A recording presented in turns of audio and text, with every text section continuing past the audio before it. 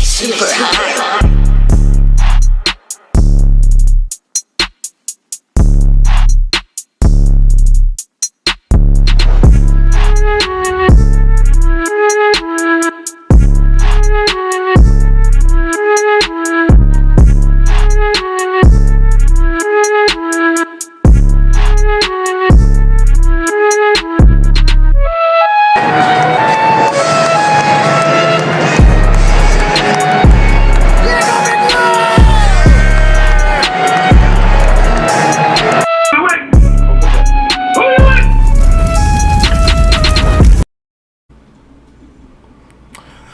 What's going on, Big Blue? Alright, it's been requested. Wanted me to react to the Kenny Galloday press conference.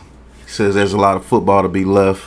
A lot of football left. So we're going to get into this reaction to Mr. Kenny Galloday. And I'm gonna tell you how I feel about what he says in his press conference. So let's get into it.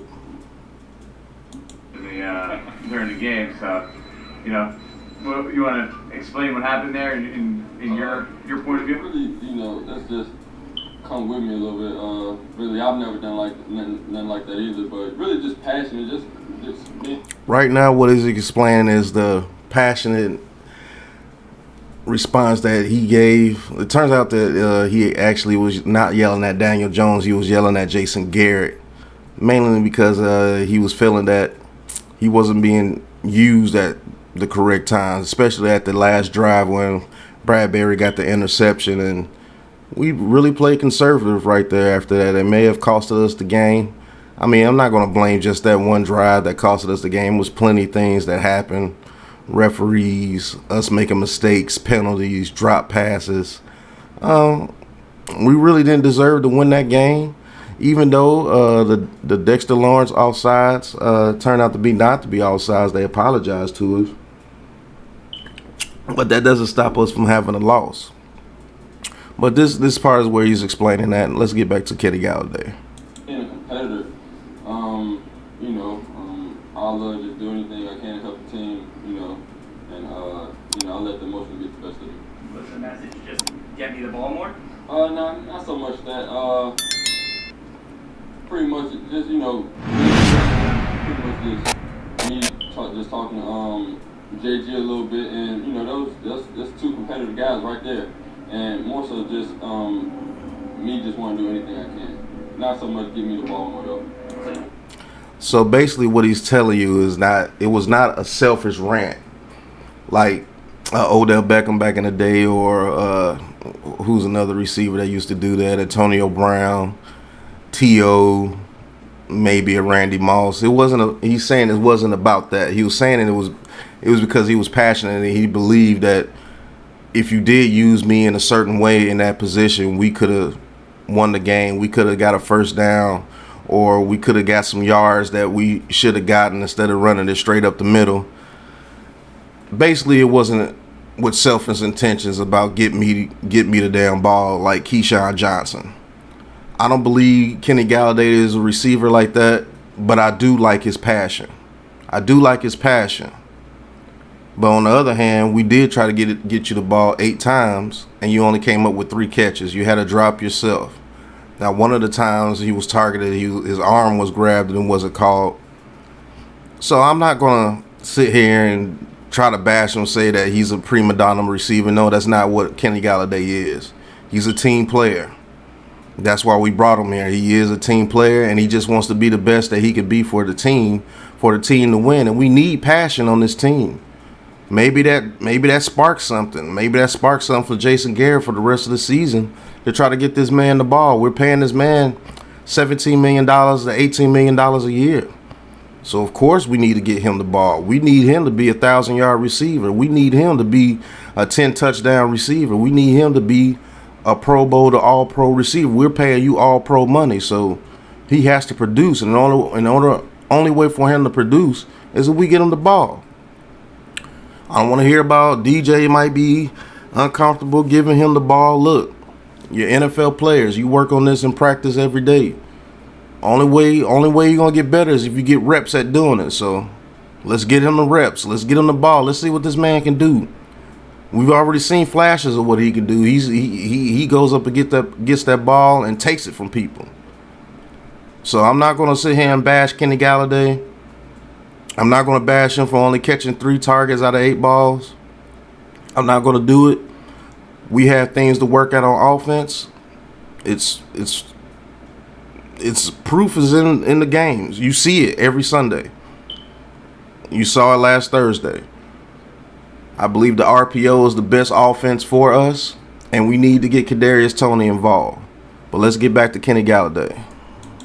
You said it's not something you've really done in the past. So what do you think spurred it this time then? I mean, you know, division game. What spurred it was frustration. What spurred it is he's saying, you brought me here to be the alpha receiver. You brought me here to make plays. Give me a chance to make a play. That's what spurred it, frustration, in my opinion. I wanted to leave that spot with a win. Main thing. Does it have to do a little bit with most of your targets are on early downs and you kind of want the ball in the clutch? No, it's not doing that. Okay. So no. I beg to differ. I mean, he's going to say the politically correct answer, but you can tell in his face right here that, yes, I do want the ball in clutch situations. He believes he's a top-tier receiver in this league. He believes he's in the upper echelon of receivers in this league. And I have to say, when he's healthy, he is up there. He's one of the big dogs in the league. So, I mean, I'm not going to call him a liar. I'm not going to say that he's fabricating things, but I can tell by the energy and by the look in his face, yes, he wants the ball in the clutch. Why wouldn't I want the ball in the clutch? You brought me here. You're paying me $17 million a year for a reason. Get me the ball in the clutch. Probably third down in the game stuff. No. So are all things go good with you and Garrett now? Yeah. I mean, that was literally, you know, right there during the game. Me and him spoke right after the game. It was literally nothing. How do you feel about how? That's good to hear. Hopefully him and JG, as he call him, Jason Garrett, as he call him, JG, hopefully they could get things together. They can find a way to get the ball in his hands and find a way to make this offense prolific. We did put up 29 points on the Washington football team's defense, who many people league-wide consider one of the best defenses in the league. We put 29 points on that team. So if we could put 29 points on the Washington football team, I believe we could put 20 to 25 points on any team in the league. That's what I truly believe. With Daniel Jones, when you open up that offense for Daniel Jones showed you what he can do. If it wasn't for a messed up penalty and a drop pass, that man would have had over 300 yards, 2 touchdown passes, and over 100 yards and 2 touchdown runs. That's the type of player we have at quarterback, folks.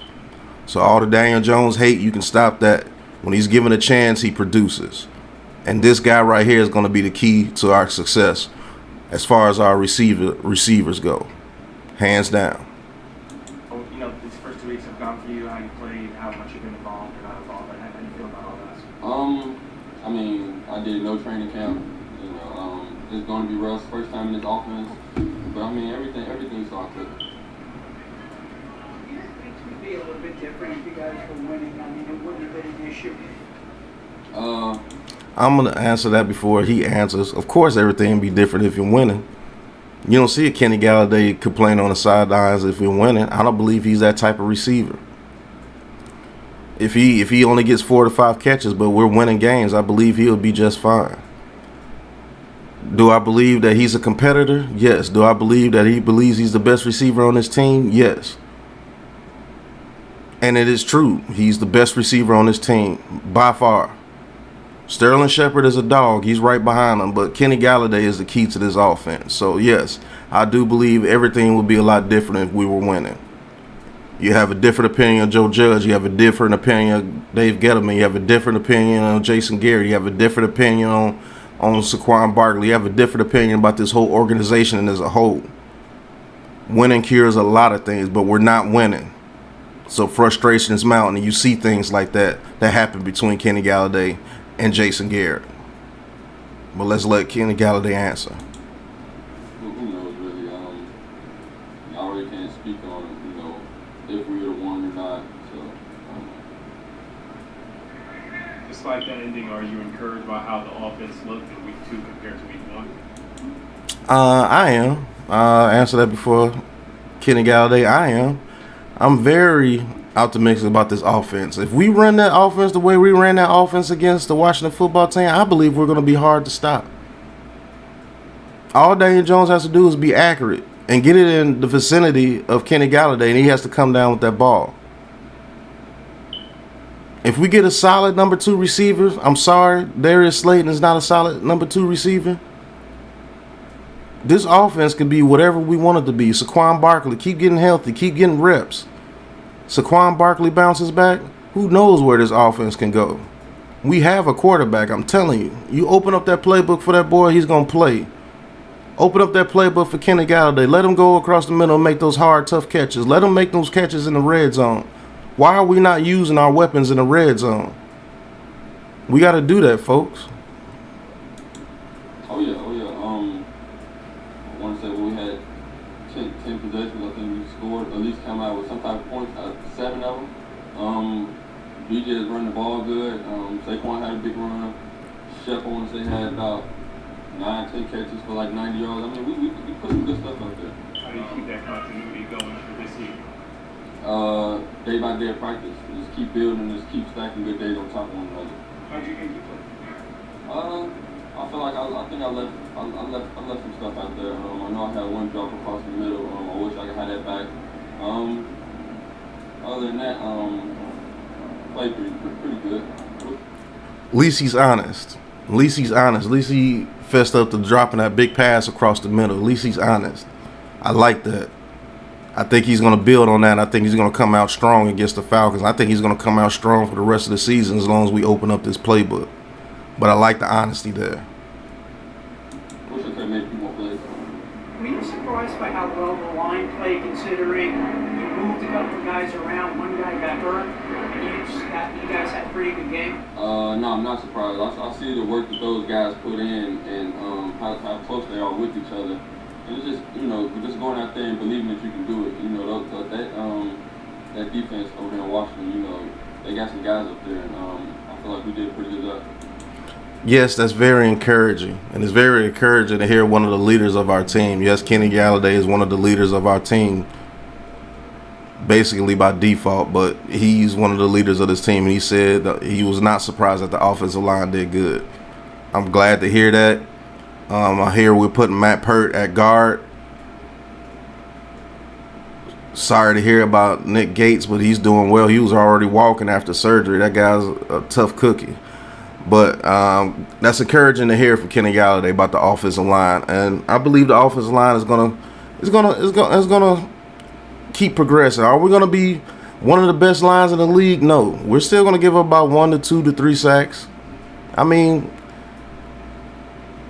that's good if you're not giving pressure every single play. Giving pressure on your quarterback every single play is worse than giving up 1 or 2 sacks a game. I'll tell you that now, because consistent pressure, that ruins your whole offense. What we do have to get better, though, is let's get some road graders up there and let's get some better run blocking to get Saquon Barkley and Booker out there in that open field where we need them to be. We need Saquon Barkley in the open field making cuts so he can feel better about that knee and get that mental block out. So we need to get better at run blocking, but I am pleasantly surprised about how our pass blocking was, especially when Nick Gates went down. 10 days can help you, though. I mean, like you said, you didn't practice for like a month, right? You had to play 2 games real quick. Now you got 10 days to sort of get yourself right. It's kind of huge. I mean, we had that Sunday game. They came back Thursday game. So, those 3 days that we pretty much had off, that's huge for you to get the body back. Tired, but I got some good rest, so I felt pretty good. You feel like you're sitting on a big game coming up? I feel like I'm sitting on a big game. Of course, I come to every game thinking I'm having a big game. But yeah, I mean, as long as I just keep putting the work in, everything. That's a good mindset to have. That's what I'm telling you. That's where the passion came from. He's one of those guys that goes on the field and he wants to have a big game for his team. Not for him, but for his team. He believes if he has a big game, the team has a way better chance of winning. He's already got his money, so you know he's not worried about money. He's worried about going out there and be the best that he can be for his team. He wants to win. He comes from the Detroit Lions, and he wants a different feel. He wants to feel winning. That's probably another reason why he went off. He didn't come here to be a loser. He came here to be a winner. He's gone through those Detroit years of losing. And I believe he came here because he believed that we could be a winner. And he believed in what Joe Judge told him, that we can be winners. We will be disciplined. We will get you the ball. You will be a prolific receiver with the New York Giants. You are the last piece that we need. That's what he was sold on. That's what he was sold on. A team, an organization that's better than the Detroit Lions. And right now we're 0-2, and he might shoot. Something might have triggered in him, man. I'm tired of losing, and I don't blame him. I don't blame him. I mean, how does the team keep something from spiraling? Like 0-2 now. How do you stop we that? gotta, there's a lot of football left. We gotta put that behind us and just focus on Atlanta. We'll take 3 more. The cameras got it wrong, so then we all got it wrong. We all thought it was you and Daniel. So what was Daniel's role in that? It seemed like he was maybe trying to play calm you and Jason Dan. Was he like kind of in the middle of it, playing peacekeeper? Nah, it wasn't. Great no answer. Don't answer those stupid questions. Keep that in-house. That's between you, Daniel Jones, and Jason Garrett. Keep that in-house. Don't give the media pinpoints to try to make it seem like you're a bad guy, that you and Daniel Jones aren't getting along, because that's what was happening in the media after that blow up.